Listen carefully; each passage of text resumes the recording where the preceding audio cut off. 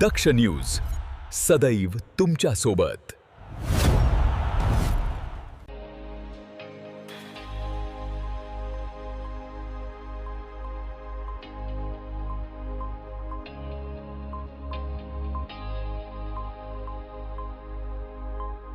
गंगापूर धरणाच्या पाणलोट क्षेत्रात सुरू असलेल्या मुसळधार पावसामुळे धरणातून विसर्गात सातत्यानं वाढ करण्यात येत आहे।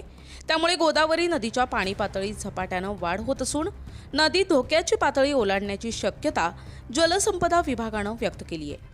महाराष्ट्र शासनाच्या जलसंपदा विभागाच्या नाशिक पाटबंधारे विभागाने जारी केलेल्या इशारापत्रानुसार होळकर पुलावरील गोदावरी नदीची इशारा पातळी 1844.80 फूट असून धोका पातळी 1846.40 फूट आहे।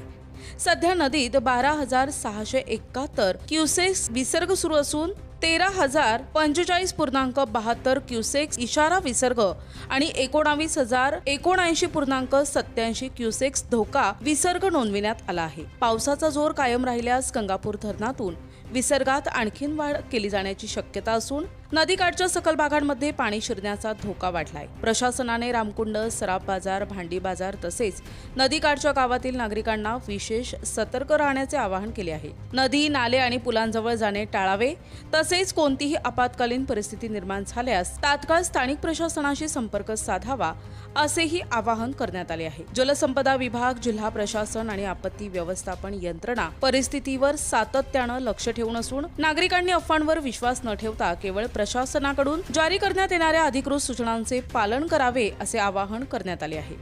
दक्ष न्यूज नाशिक।